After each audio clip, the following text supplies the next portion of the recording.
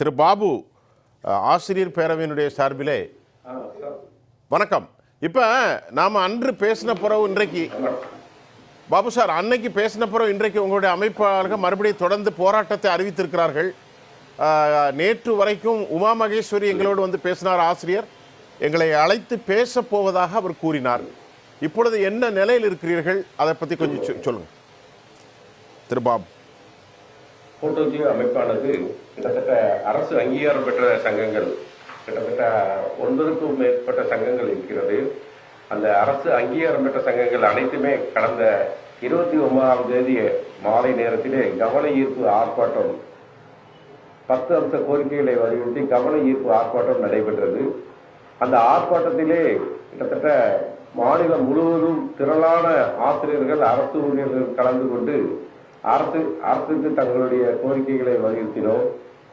அந்த கோரிக்கையின் மூலமாக அந்த கோரிக்கைகள் நிறைவேற்றப்படவில்லை. இன்று வரை முதல்வர் அறிவிப்பு வரும் என்று மாண்புமிகு கல்வி அமைச்சர் அவர்கள் ஒரு இனிப்பான செய்தியை சொன்னார்கள். ஆனால் இன்று வரை அந்த எந்த ஒரு செய்தியும் வராத காரணத்தினால் தொடர்ந்து 6ஆம் தேதி வருகிற 6ஆம் தேதி என்று கால வரையற்ற வேலை நிறுத்தத்தை அறிவித்துள்ளோம். திட்டமிட்டபடி 6ஆம் தேதி முதல்வர் அவர்கள் ஒரு நல்ல செய்தி சொன்னால் தவிர மற்றபடி நம்மளுடைய போராட்டம் திட்டமிட்டபடி தொடரும் என்று எங்களுடைய மாநில அமைப்பு கூறியுள்ளது. தொடர்ந்து பல்வேறு கோரிக்கைகள், ஆசிரியருடைய பழைய ஓய்வூதிய திட்டம் கிட்டத்தட்ட 2004-2006 தொகுப்பூதியத்தில் நியமிக்கப்பட்ட 50,000 ஆசிரியர்களுக்கு அவருடைய தொகுப்பூதிய காலத்தை பணிக்காலாமல் மாற்ற வேண்டும்.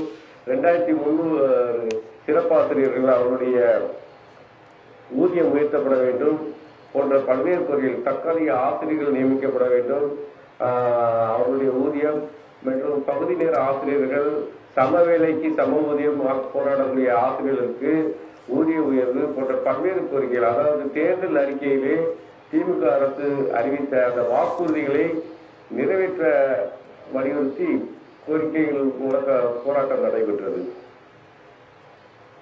சரி சார். பாபு சார், இப்போ 6ஆம் தேதி நீங்கள் தொடரக்கூடிய போராட்டம் என்று ஒன்று அறிவித்திருக்கிறார்களே, அதை பற்றி கொஞ்சம் சொல்லுங்களேன்.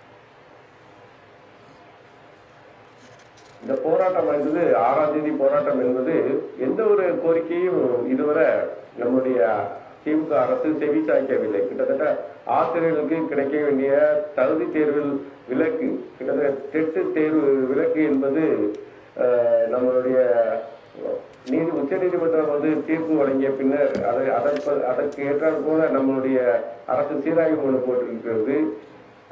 அதற்கு காரணமாகவே கிட்டத்தட்ட 5 ஆண்டுகளாக தொடக்கக்கூடிய ஆசிரியர்களுக்கு எந்த ஒரு பதவி உயர்வும் அளிக்கப்படவில்லை. அது மாதிரி ஊக்க ஊதிய உயர்வுக்காக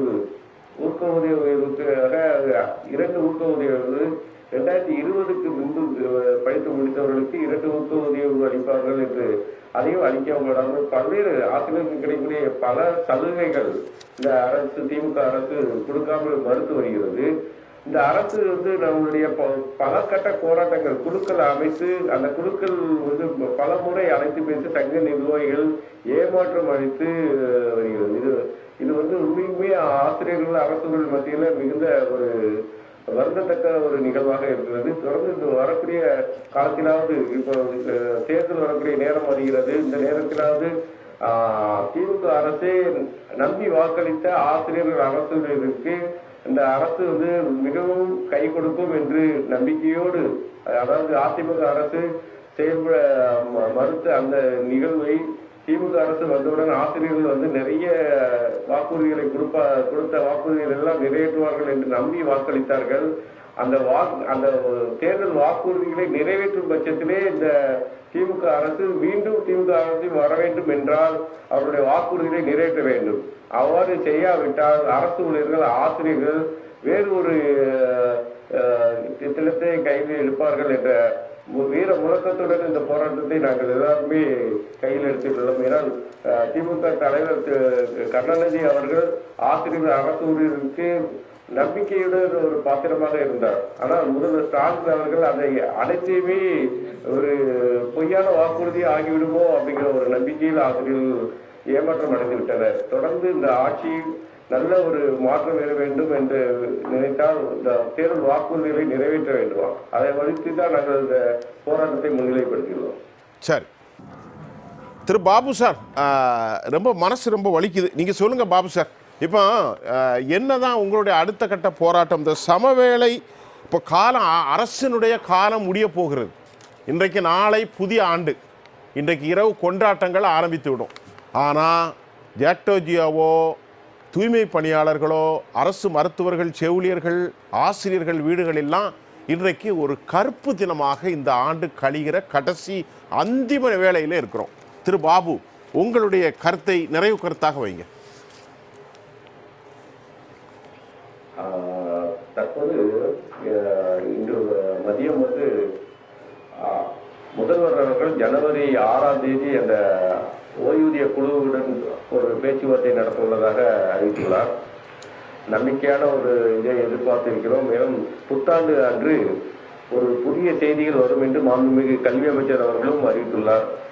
இந்த 2 நிகழ்வுகளும் நடந்தால் அரசு ஊழியர்கள் ஆசிரியர்கள் அனைவரது கோரிக்கைகள் நிறைவேறினால் அனைவரும் மகிழ்ச்சி அடைவார்கள். அவ்வாறு மகிழ்ச்சி அடைந்தால் இந்த போராட்டங்கள் வாக்குறுதிகள் நிறைவேற்றப்பட்டால் மட்டுமே இந்த போராட்டங்கள் ரத்து செய்யப்படும். இல்லை என்றால் தொடர்ந்து காலவரையற்ற போராட்டம் என்பது தற்போது ஜாக்டோஜியோவும் போட்டோஜியோவும் ஒரே தேதியை அறிவித்துள்ளது. இந்த தடவை கிட்டத்தட்ட ஜனவரி 6ஆம் தேதி மிகப்பெரிய ஒரு அரசு இயந்திரங்கள் அனைத்துமே நிறுத்தப்படக்கூடிய அந்த ஒரு கால சூழ்நிலைகளை தரப்பட்டுள்ளோம். தொடர்ந்து எங்களுடைய போட்டோஜியோவானது மாநில மட்ட குழு எந்த அளவில் போராட்டங்களை கொண்டு வழிநடத்தலாம் அப்படிங்கிற கிட்டத்தட்ட 4ஆம் தேதி வருகிற 4ஆம் தேதி 5ஆம் தேதி சென்னையிலே கூட்டம் வைத்துள்ளோம். அந்த கூட்டத்திலே இருக்கக்கூடிய முடிவின்படி போராட்ட யுத்திகளை தேர்வு செய்வோம். அந்த யுத்திகளின் மூலமாக இந்த போராட்டத்தை மேலும் வலு சேர்க்க தயார் நிலையில் உள்ளோம் நாங்கள். சரி.